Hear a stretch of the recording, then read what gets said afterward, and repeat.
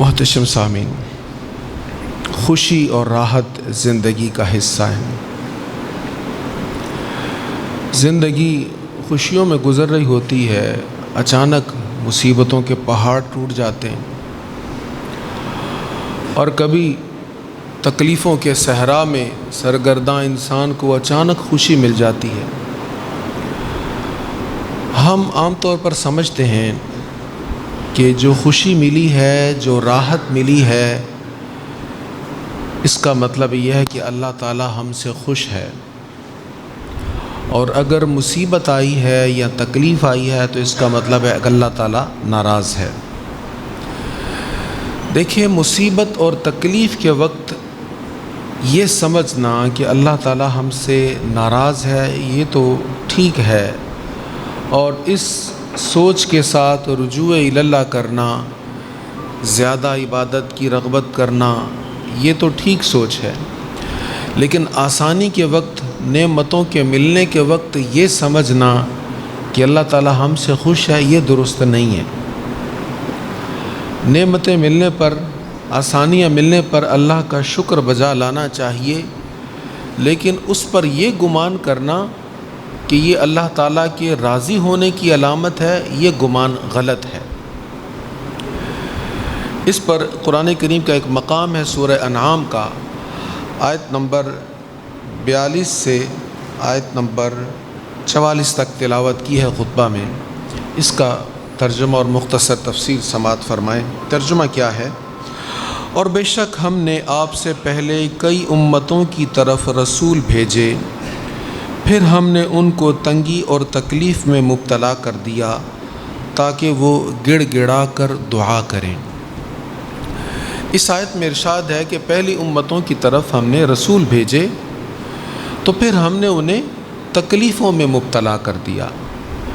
اس میں کچھ حصہ وہ تفسیر میں بیان ہوتا ہے، ترجمہ میں نہیں ہوتا۔ وہ کیا ہے کہ امتوں کی طرف رسول تشریف لائے اور انہوں نے دعوت دی، برائیاں چھوڑنے کا کہا، نیکیاں کرنے کا حکم دیا، لوگوں نے کہنا نہیں مانا، نافرمانی کی، تو اللہ تعالیٰ نے ان کو تکلیفوں میں مبتلا کر دیا، ان پر مصیبتوں کو بھیج دیا۔ مصیبتیں کیوں بھیجیں؟ تاکہ دکھ، تکلیف اور مصیبت کے وقت وہ رجوع اللہ کریں، اللہ تعالیٰ کے حضور جھک جائیں، اللہ تعالیٰ سے وہ توبہ کریں۔ تو یہ ہوتا ہے کہ انسان سے جب گناہ ہو جائیں، غلطیاں ہو جائیں، تو اللہ تعالیٰ اس کی طرف تکلیف کو بھیج دیتا ہے۔ یہ ایک صورت ہے، ہمیشہ نہیں ایسا ہوتا۔ اگر ایسا ہو تو یہ اس کی رحمت کی صورت ہے۔ اہم بات جو آج کے اس سبق میں ہمارے سمجھنے والی، انسان سے گناہ ہوا، بھول ہو گئی، چوک ہو گئی، اب وہ اللہ کی بارگاہ سے دور ہو گیا، اللہ نے تکلیف بھیج دی، آئی تکلیف ہے، آئی مصیبت ہے، پریشانی ہے، آفت ہے، لیکن اس میں رحمت کا پہلو چھپا ہوا ہے۔ وہ تکلیف آئی اس لیے ہے کہ بندے تو مجھ سے دور ہو رہا ہے، قریب آ جا، مجھ سے اور دور نہ جا، میری بارگاہ کے قرب میں ہی رہ، یہ تمہیں تھوڑی سی تکلیف میں نے بھیج دی ہے تاکہ تجھے میری یاد آئے، تو بھاگ کر میری طرف آئے۔ بچے کو تکلیف پہنچتی ہے تو بھاگ کر ماں کے پاس جاتا ہے، ماں ہی اگر اس کو ڈانٹ دے، سزا دے، تو پھر بھی وہ ماں کے پاس ہی جاتا ہے، پھر بھی وہ ماں ہی کہہ کے پکارتا ہے۔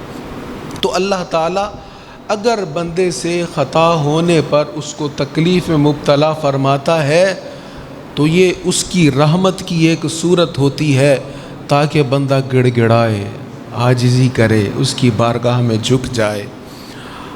سورہ صافات میں، سورہ یونس میں اور قصص میں قرآن کریم کے کئی مقامات پر حضرت یونس علیہ السلام کی قوم کا تذکرہ ہے۔ قوم نے نافرمانی کی، آپ نے بڑا ان کو سمجھایا، نہیں رکے۔ آپ نے فرمایا اچھا بھائی تم نہیں باز آ رہے، اب عذاب آئے گا، 3 دن کی مہلت، عذاب آئے گا۔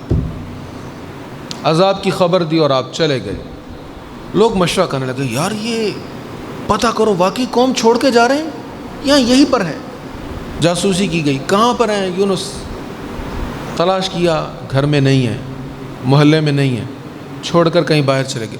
اب وہ باتیں کرنے لگے، اگر تو بستی میں ہی کہیں ہے نا تو پھر اس کا مطلب عذاب نہیں آ رہا، واقعی عذاب آ رہا ہوتا تو وہ خود بھی چلے جاتے بستی چھوڑ کر، تو وہ نہیں ہے، اس کا مطلب عذاب آ رہا ہے۔ اب پریشان ہو گئے، یار وہ چلے گئے، نبی چلے گئے جن کے ذریعے سے ہم نے توبہ لینی تھی اللہ تعالیٰ سے، چلے گئے، لگ گیا۔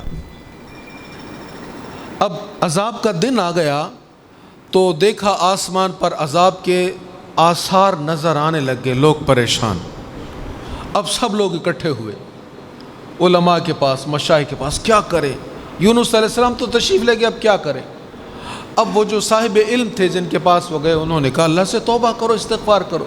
اب کیا کیا؟ سب لوگ، مرد عورت بچے بوڑھے جوان، سبھی میدان میں آ گئے، ٹاٹ کا لباس پہن لیا، عاجزی کا اظہار کیا، رونے لگ گئے، گڑ گڑانے لگ گئے، اور گڑ گڑا کر اللہ سے کہا مولا ایک بار معاف کر دے، ہم دوبارہ ایسا نہیں کریں گے، ہم تیری نافرمانی نہیں کریں گے۔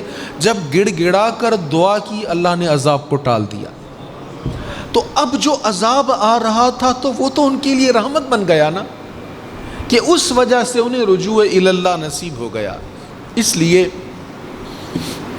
بزرگ فرماتے ہیں کہ اگر کافی عرصہ گزر جائے اور آپ کو تکلیف نہ آئے، بیماری بھی نہیں آئی، کوئی نقصان بھی نہیں ہوا، کوئی حادثہ بھی نہیں ہوا، کچھ بھی نہیں ہوا، اللہ تعالیٰ سب کو محفوظ رکھے، لیکن اگر کافی وقت گزر جائے، ہفتہ عشرہ گزر گیا، کوئی مرض ہی نہیں آیا، بخار بھی نہیں ہوا، تو پھر رجوع اللہ کرو، توبہ کرو، کہیں اللہ ناراض تو نہیں ہے۔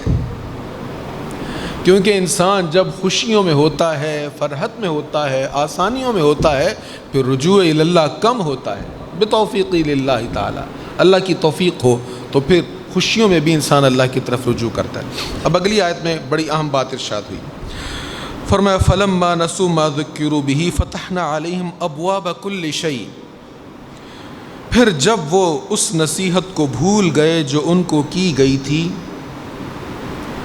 کیا نصیحت کی گئی تھی؟ برائیاں چھوڑ دو، اچھائیاں کرو، وہ بھول گئے اس کو، تکلیف بھی آئی ان پر، وہ پھر بھی نہیں قریب آئے، پھر بھی رجوع اللہ نہیں کیا، تو پھر کیا کیا؟ اور تنگی بھیجی؟ نہیں، اور تنگی نہیں آئی۔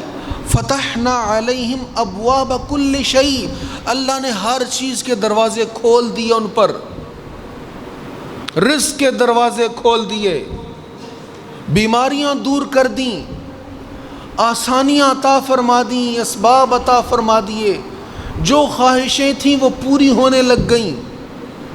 یہ کس بات کی علامت یہاں پہ بیان ہو رہی؟ اللہ کی ناراضگی کی، کہ جن پر مشکل وقت آیا توبہ نہیں کی تو اللہ نے مشکل وقت کو روک دیا، آسانیاں کر دیں، ابواب کل شیء، ہر چیز کے دروازے کھول دیے، جتنا چاہتے تھے اس سے بڑھ کر عطا فرما دیا۔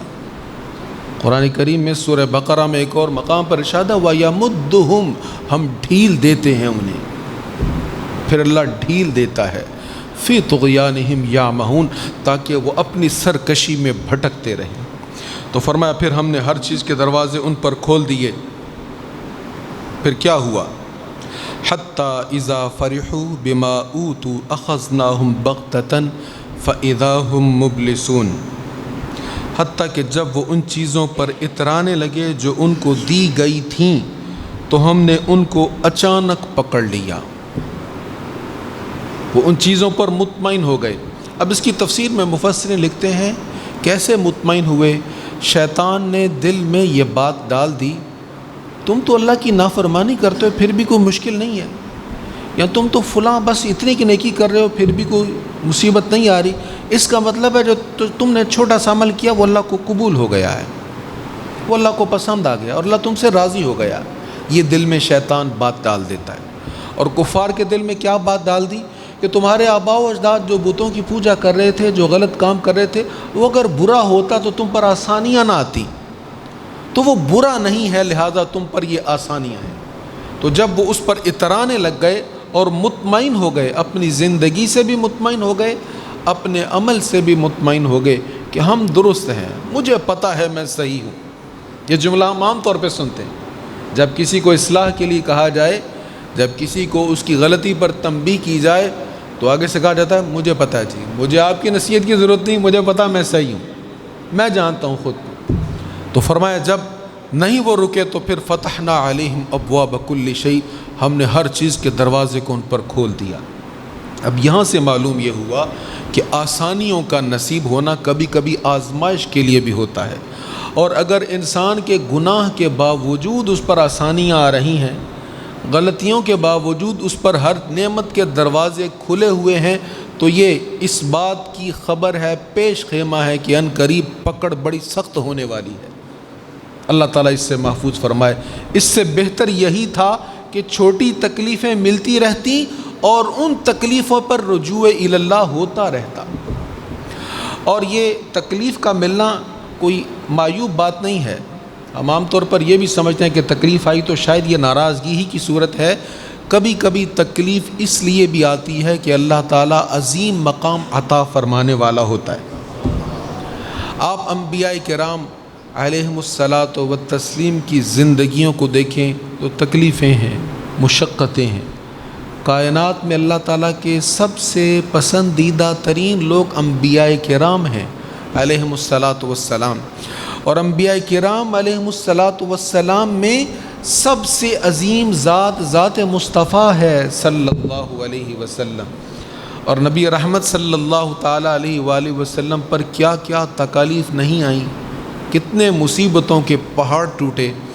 احد کے متعلق نبی کریم علیہ الصلاۃ والتسلیم سے ایک دن حضرت عائشہ صدیقہ رضی اللہ تعالی عنہا نے ذکر کرتے ہوئے کہا، یا رسول اللہ، احد کے دامن میں تو بڑی تکلیفیں آئیں، بڑی مصیبتیں آئیں، حضور زخمی بھی ہیں، سخت تکالیف بھی آپ نے برداشت کی، پیاروں کا بچھڑنا بھی برداشت کیا۔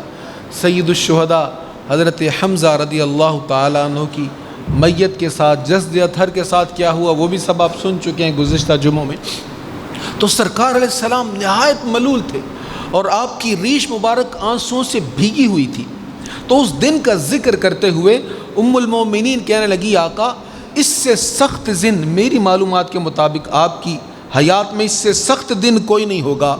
حضور علیہ السلام نے فرمایا، نہیں عائشہ، اس سے بھی سخت دن تھا جب میں طائف گیا اور تیری قوم نے میرے پر پتھر برسائے، میں درد کی شدت سے بیٹھ گیا تو مجھے کندھوں سے پکڑ کے کھڑا کیا اور پھر میرے پیروں پر نشان لگا لگا کے پتھر مارے۔ وہ دن بڑا سخت تھا اور اس دن کی تکلیف مجھے احد کے دن سے بھی زیادہ محسوس ہوئی۔ تو سرکار کریم علیہ السلام نے اس قدر تکالیف برداشت کی تو پھر کیا ہوا؟ اس طائف کی تکلیف کے بعد، مکہ معظمہ کی گلیوں کی تکلیف کے بعد انعام کیا ملا؟ معراج کی رات حضور سو رہے ہیں اور 70,000 فرشتوں کے جلووں میں جبریل حاضر ہوئے ہیں کہ اللہ آپ کو بلا رہا ہے، لامکاں کی سیر کے لیے بلایا جا رہا ہے۔ تو تکلیف جب ملتی ہے نا، اس لیے بھی ملتی ہے کہ اب اس تکلیف کے بعد جیسے سونا جل کر کندن ہوتا ہے، تکلیف کے بعد اللہ اپنا قرب عطا فرما دیتا ہے۔ اللہ ہمیں اس مصیبت کی گھڑی میں رجوع الی اللہ نصیب فرمائے۔ اچھے وہ ہوتے ہیں، اللہ ہمیں ان اچھوں میں شامل فرمائے۔ اچھے وہ ہوتے ہیں جن پر تکلیف آئے تو اور اللہ کے قریب ہو جائیں اور اللہ تعالیٰ کی بارگاہ میں جھک جائیں۔ اللہ ہمیں اس کی توفیق نصیب فرمائے۔